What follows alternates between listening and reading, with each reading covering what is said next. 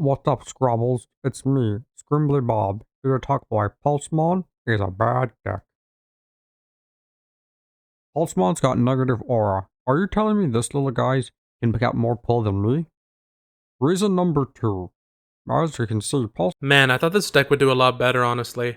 Oh well, maybe the next set has some new support coming for it soon. Oh, hold on. Oh, Team K-Sunner's uploaded a video. I wonder what this one's about. With a new line of support, as it has both an SR Pulsemon and SR Kazuchi. Welcome to Sauce or Loss, where we look at the most recent support Bandai puts on our plate and see if we throw it in the pot or put it in the trash, where it belongs. Wait, Pulsemon again? Wow, these guys are resorting to reposting old content and definitely unsubscribing. Wait, hold on. Now I know we did a Pulsemon video already, but in BT17, there has been a whole wave of support for the deck, now tying the deck better to Seekers, and honestly solving a lot of the problems I had with the BT16 incarnation of the deck. So let's not waste any time. Time to slap on our Vital Bracelet and Mind Link into the brand new and true Pulsemon support. And the first card we're going to be looking at is BBmon. It's a level 2 yellow Digi-Egg. It has the inheritable Your Turn once per turn. When an effect places a Tamer card in this Digimon TCG Evolution cards, gain 1 memory. So let's keep this one quick. This will be our third BBmon, and because of BT16 and spoilers BT17 Pulsemon, you are required to run BBmon as an egg. BT6's BBmon is okay, though a bit specific to get the memory, but it is yellow. BT8 is arguably one of the worst eggs of the game, however, being so specific to trigger that EX5 Neoromon absolutely power creeps it. Also, it's green. You suck! This new egg requires a Tamer Tuck, triggering off Mind Link, or the next card we're going to be talking about. Also, it's yellow. BT6 Pulsemon is so back. Sauce, the definitive new BB. Now for our level 3, it is the one and only Pulsemon. It's a level 3 yellow-green Digimon with 2 KDP. It can digivolve onto a BBmon for a cost of 0. Start of your main phase by placing one Leon Alexander from your hand as this Digimon's bottom Digivolution card. If you have 3 or more security cards, gain 1 memory. If you have 2 or fewer, recovery plus 1. It has the inheritable all turns. While this Digimon has Pulsemon in its text, it gets 1 KDP. Following the footsteps of BT14 Luga and BT15 Ryuda, the rookies allow you to tuck the Tamer to gain an effect while actually getting the Tamer out for free, essentially with their end of turn ejects. Now before we start theory crafting on Leo YOLO Hybrid Turbo, the effect itself is honestly not that bad, gaining 1 memory with no downside, or if in a tight spot, get an easy recovery. My only wish was similar to BT14 Luga, you can also tuck a Leon from trash in case for some reason dead in a stack, or your opponent is a Hades Force Enjoyer. But that doesn't mean it's a bad effect overall. Also, the same inheritable as BT16 Pulsemon lets you make your stack a big beater, which is pretty nice. Sauce. Personally, doesn't really feel like SR material, but regardless, it's a really solid card for the deck.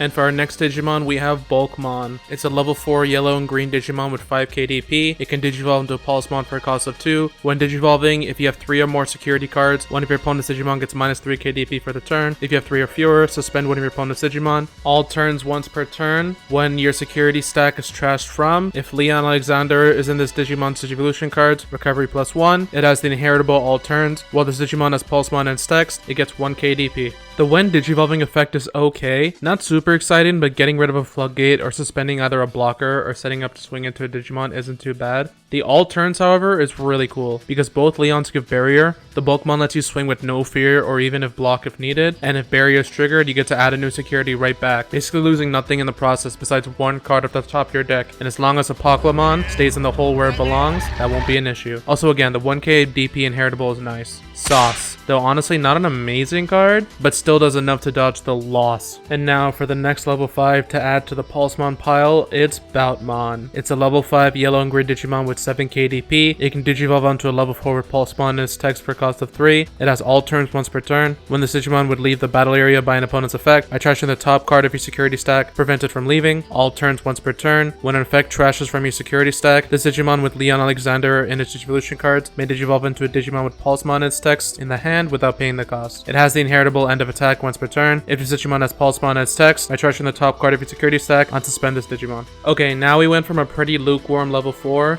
to an amazing level 5. The protection besides battle is incredibly strong, and comboing with Leon's barrier essentially makes this card near unkillable, unless with DP minus or Lilith style effects. Kill yourself. The cherry on top though, whether this effect or barrier triggers the security trashing, you get to evo into a level 6 Pulsemon line Digimon for no cost, which is an incredibly good effect, basically turning bouts into a trip mine, ready to explode into a strong when digivolving effect. On top of all this, keeping the same inheritable as the other level 5s keeps the party going. Easy sauce. The new level 5s to run 4 of. And now for the last inline Digimon, we have Kazuchimon. It's a level 6 yellow and green Digimon with 12k DP. It can digivolve onto a level 5 with Pulsemon and text for a cost of 3. When digivolving, suspend one of your opponent's Digimon. If Leon Alexander is in this Digimon Evolution cards, all of your opponent's Digimon gain security attack -1 until the end of their turn. End of your turn once per turn. If you have 3 or more security cards, one of your opponent's Digimon gets -6 KDP for the turn. If you have 3 or fewer, recovery +1. Then one of your Digimon may attack an opponent's Digimon. It has the inheritable all turns once per turn. When a card is removed from your security stack, if this Digimon has Fenriloogamon in its name, one of your opponent's Digimon gets -8 KDP for the turn. He's back, baby, and he's making up for lost time. Sure, the single suspend seems pretty underwhelming, but if Leon underneath, oh boy, then this card really goes off. You basically copy Venusmon's board-wide security attack -1 to your opponent, which can really help buy you a turn if you need it. The end of turn effect can also help you possibly get rid of a small body through the DP minus, and either swinging into it with Kazuchi, using the pseudo blitz, or even pull a Beast Titan and toss your Bulkmon at it to get rid of it. I think this card plays off really well with the Shroudmon, where that card is focused more on removal. Kazuchimon brings a more offensive style at a cheaper cost too. Sauce. Unlike with the Pulse, I think this card very much deserves the SR rarity. Before wrapping up the Digimon, I do briefly want to talk about Fenriloogamon Takemikazuchi, since we can't just ignore the Kazuchimon inheritable. If you want a more thorough breakdown of this card, check out the Sauce or Loss on the BT17 Fenriloogamon, linked in the top right.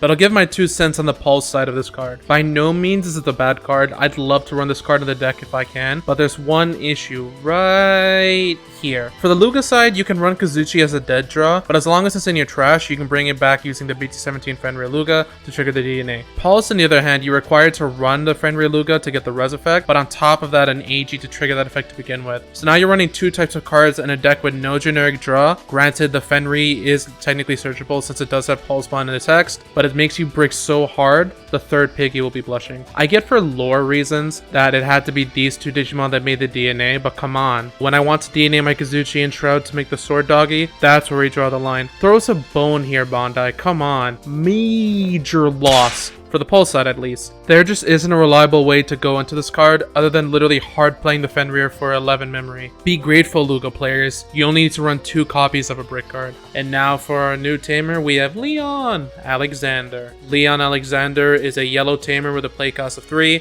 It has security, play this card without paying the cost. Start of your main phase, if you have a Digimon with Pulsemon in its text, gain 1 memory. You have main Mind Link with one of your Digimon with Pulsemon in its text. It has the inheritables all turn, while the Digimon has Pulsemon in its text, gain, blocker, and barrier. End of all turns, eject. Not much to really say here, just the BT14 AG version of Leon, so you can actually benefit of having multiple this tamer on the board. I do like how in the same set, Leon got his 3 cost counterpart, AG got his 4 cost, so that's pretty cool, right guys? Again, it's like poetry, so if they rhyme. No one else finds that interesting?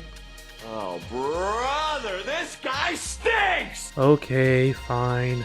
Sauce. Try and fit as many of these as you can. And now for our final card in the way of support, we have Hacker Pride. Hacker Pride is a yellow option with a use cost of 3. It has main, reveal the top 3 cards of your deck, add 1 card with Pulsemon and its text among them to your hand, return the rest to the bottom of the deck, then place this card in your battle area. Main delay, by placing the top card of one of your level 4 or higher Digimon with Pulsemon and its text on top of your security stack, gain 2 memory. It has the security effect, reveal the top 3 cards of your deck, add 1 covered Pulsemon and its text from among them to the hand, return the rest to the bottom of the deck, then place this card in the battle area. The search effect is extremely good, letting you pick up literally any card in the archetype, even this card itself if you're feeling cheeky. The delay effect is definitely interesting. By self-digivolving your stack to bump your security and gain 2 memory, it enables you to slide Evo into a new card that may be better suited for the current board state. And as you've seen in the previous part with the utility belt of effects the line has from its cards, it's really useful. I really like this card for what it's set out to do in such a unique way, and a really specific yet powerful effect. Sauce. I was hoping for an archetype mem boost, but honestly this succeeds that. Overall, this is a really nice set of cards for the deck. Nice.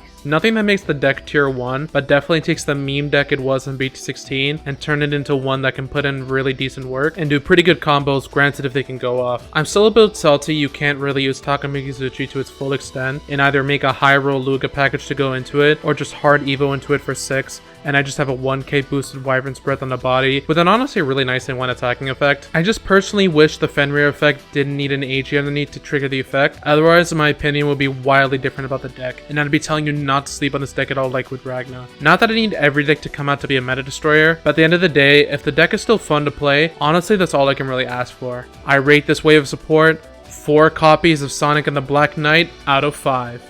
Thank you guys so much for watching the video. We hope you guys enjoyed it. With the BT17 Pulsemon support, I'm honestly really excited to play the deck now with the new stuff in it. And I want to hear from you guys in the comments. How do you guys feel about the Pulsemon deck now? Have you guys been playing the deck already and are excited for the support? Or has the support actually got you interested in playing the deck again? Let me hear from you guys down at the bottom. I'm really curious to hear what you guys say. If you're looking for another video to check out, I would strongly recommend the Saucer Lost Fenriloogamon, so you can kind of see the other side of the support that the Takemikazuchi got. Thanks again for watching, guys, and we'll see you in the next video.